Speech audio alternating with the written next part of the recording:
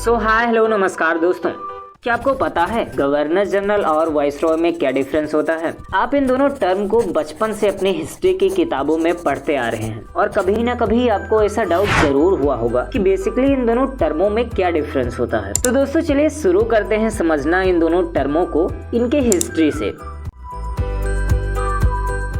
तो दोस्तों अगर हम गवर्नर जनरल की बात करें तो ये कॉन्सेप्ट भारत में ईस्ट इंडिया कंपनी के द्वारा इंट्रोड्यूस किया जाता है।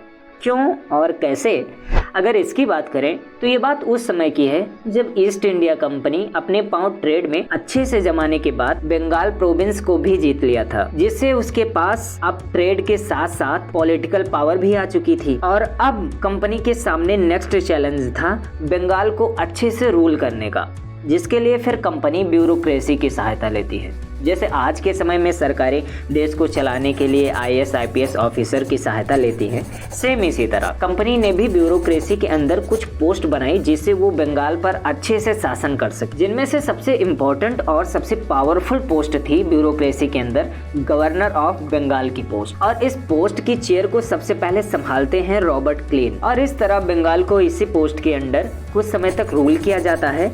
और फिर साल आता है 1773, जिसमें कंपनी एक एक्ट पास करती है, रेगुलेटिंग एक्ट ऑफ 1773, जिसके तहत गवर्नर ऑफ बंगाल पोस्ट को governor general of Bengal post में बदल दिया जाता है। और पहले गवर्नर जनरल ऑफ बंगाल बनते हैं वारेन हेस्टिंग, और उसी तरह कुछ समय तक इस पोस्ट के अंडर भी बंगाल पर शासन किया जाता है। और फिर साल 1833 आता है, जिसमें कंपनी फिर एक और एक्ट पास करती है, चार्टर एक्ट ऑफ 1833। और इस एक्ट के तहत इस गवर्नर जनरल ऑफ बंगाल की पोस्ट को एक बार और बदलकर गवर्नर जनरल ऑफ इंडिया का पोस्ट बना दिया जाता है, और पहले governor general of India William Bentinck बनते हैं। अगर इस पोस्ट के वर्क की बात करें कि इसका क्या काम होता था, तो दोस्तों इसे समय समय पर कंपनी की कोर्ट ऑफ डायरेक्टर्स को लॉ एंड ऑर्डर या गवर्नेंस की रिपोर्ट देनी होती थी। तो दोस्तों अब आप समझ गए होंगे कि गवर्नर जनरल की पोस्ट क्या थी, इसकी हिस्ट्री क्या थी और इसका वर्क क्या था।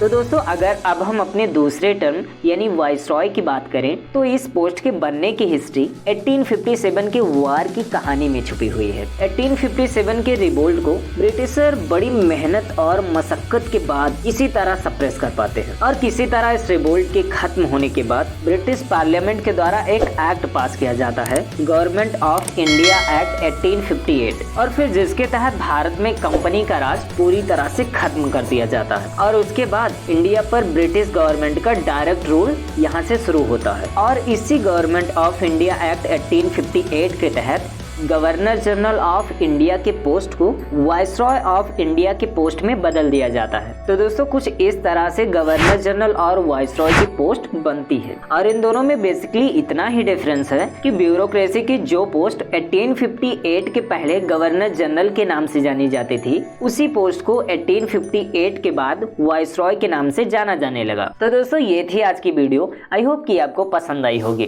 तो इसी उम्मीद के साथ विदा लेते हैं आपसे, फिर मुलाकात होगी एक और नए अमेजिंग टॉपिक के साथ। तब तक के लिए जय हिंद।